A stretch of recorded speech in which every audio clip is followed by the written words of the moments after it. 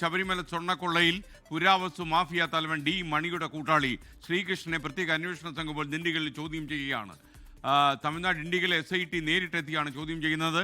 വിഗ്രഹ കടത്തിൽ ഇയാൾക്കും പങ്കുണ്ടെന്ന് വിദേശ വ്യവസായി മൊഴി നൽകിയിരുന്നു. മനീഷ് മഹിവാൽ തിരുവനന്തപുരത്ത് നിന്ന് കൂടുതൽ വിവരങ്ങൾ നൽകാൻ ചേരുകയാണ്. ശരിക്കും ഈ വ്യവസായിയുടെ മൊഴിയിൽ ചില യാഥാർത്ഥ്യങ്ങളുണ്ട് എന്ന് SITക്ക് മനസ്സിലായതിൻ്റെ പശ്ചാത്തലത്തിലാണോ തമിഴ്നാട്ടിലെ ദിണ്ടിഗലിൽ SIT നേരിട്ടെത്തി ഇയാളെ ചോദ്യം ചെയ്തു തുടങ്ങിയത്? ഈ ശ്രീകൃഷ്ണന്റെ വിശദാംശങ്ങൾ എന്തൊക്കെയാണ്? അതെ, എസ് കെ എൻ സൂചിപ്പിച്ചതുപോലെ തന്നെ ഇത്തരത്തിൽ മൊഴികളുടെ അടിസ്ഥാനത്തിലാണ് ദിണ്ടിഗലിലേക്ക് അന്വേഷണ സംഘം ഇന്ന് എത്തിയത്. ആ വാർത്ത നമ്മൾ ഇന്ന് രാവിലെ തന്നെ നൽകിയതാണ്.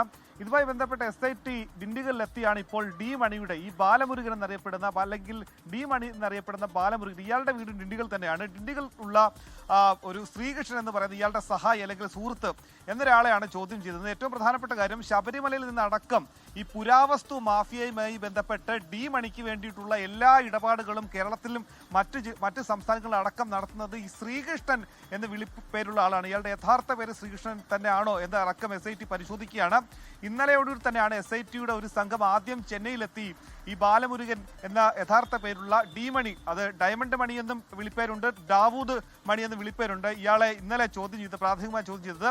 ഇയാളുടെ മൊഴിയുടെ അടിസ്ഥാനത്തിലാണ് സുഹൃത്ത് എന്ന രീതിയിൽ രണ്ട് മൊഴിയുണ്ട്. ഒന്ന് വ്യവസായി മൊഴി നൽകുന്നത് ശബരിമലയിൽ നിന്നും 1000 കോടി രൂപയുടെ ഇടപാട് നടത്താൻ അതിന്റെ ഇടനില നിന്നത് ഈ ഡി മണി എന്ന മൊഴി നൽകിയിരുന്നു. അങ്ങനെയാണ് ഡി മണിയിലേക്ക് എത്തുന്നത്. എന്തായാലും ഡി മണിയുടെ മൊഴിയിൽ നിന്നും അത് ശ്രീകൃഷ്ണനിലേക്ക് കൂടി എത്തിയിരിക്കുകയാണ്. SK ഏറ്റവും പ്രധാനപ്പെട്ട കാര്യം, മുൻ ആഭ്യന്തരമന്ത്രി രമേശ് ചെന്നിത്തല വെളിപ്പെടുത്തിയ വിഷയങ്ങൾ വളരെ ഗുരുതരമാണ്, ഞെട്ടിക്കുന്ന വിഷയങ്ങളാണ്. ശബരിമലയിലെ 4 പഞ്ചലോക വിഗ്രഹങ്ങളടക്കം അത് ഇത്തരത്തിലുള്ള ഒരു മാഫിയയ്ക്ക് കൊടുത്തു എന്നുള്ളതാണ്, പുരാവസ്തു മാഫിയയ്ക്ക് കൊടുത്തു എന്നുള്ളതാണ് ഗുരുതരമായ ആരോപണം തെളിയിക്കുന്ന പല വിവരങ്ങളും നിലവിൽ SITക്ക് ലഭ്യമായിട്ടുണ്ട്. ഈ മൊഴിയെടുക്കൽ പൂർത്തിയാകുമ്പോൾ എന്തെങ്കിലും തരത്തിലുള്ള വൈരുദ്ധ്യം ഇയാളിൽ നിന്നും SITക്ക് ബോധ്യപ്പെട്ടാൽ, അല്ലെങ്കിൽ തെളിവുകൾ ലഭിച്ചാൽ ഉടൻ തന്നെ ഇന്ന് തന്നെ അറസ്റ്റ് ഉണ്ടാകും. അങ്ങനെയെങ്കിൽ ഡി മണിയിലേക്കും ഒപ്പം തന്നെ ഈ കൂട്ടാളി അല്ലെങ്കിൽ സുഹൃത്ത് ശ്രീകൃഷ്ണന്റെ അറസ്റ്റിലേക്ക് അടക്കം SIT പോകും. ഈ കേസിൽ ആദ്യം മുതൽ ഉണ്ണികൃഷ്ണൻ പോറ്റി മുതൽ ഇപ്പോൾ ഒടുവിൽ പിടിയിലായിട്ടുള്ള പങ്കജ് ഭണ്ഡാരി അടക്കമുള്ള ആളുകളിലേക്ക് വരെ മാത്രമായിരുന്നു അറസ്റ്റ് എത്തിയിരുന്നതെങ്കിൽ ഇപ്പോഴിതാ കൂടുതൽ പേരിലേക്ക് അന്വേഷണം എത്തുന്നു. 10-ലധികം ആളുകൾ ഈ കേസിൽ അറസ്റ്റിലാകാൻ പോകുന്നു എന്ന പ്രധാനപ്പെട്ട വാർത്ത പുറത്തുവരാൻ ഇനി ഇരിക്കുന്നു. ഒപ്പം തന്നെ ഈ കേസിൽ ഹൈക്കോടതി നേരത്തെ വിമർശിച്ചിരുന്നു, ബോർഡ് അംഗങ്ങളായിട്ടുള്ള KP ശങ്കർദാസിനെയും N വിജയകുമാർ എന്തുകൊണ്ടാണ് അറസ്റ്റ് ചെയ്യാത്തത് എന്നുള്ള കാര്യം കോടതി വിമർശിച്ചിരുന്നു. അവർക്ക് ഇന്ന് നോട്ടീസ് നൽകി വിളിച്ചു വരുത്തിയെങ്കിലും അവർ നിലവിൽ ഹാജരായിട്ടില്ല. അവർ ഈ മുൻകൂർ ജാമ്യാപേക്ഷ പരിഗണിച്ച ശേഷം അതിന്റെ തീരുമാനം അറിഞ്ഞ ശേഷം ഹാജരായാൽ മതിയെന്നാണ് നിലവിൽ ഇവർ രണ്ടുപേരുടെയും തീരുമാനം.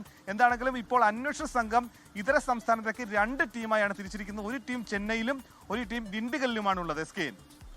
Okay, thank you. മനീഷ് മഹിവാലാണ് വിവരങ്ങൾ നൽകിയത്.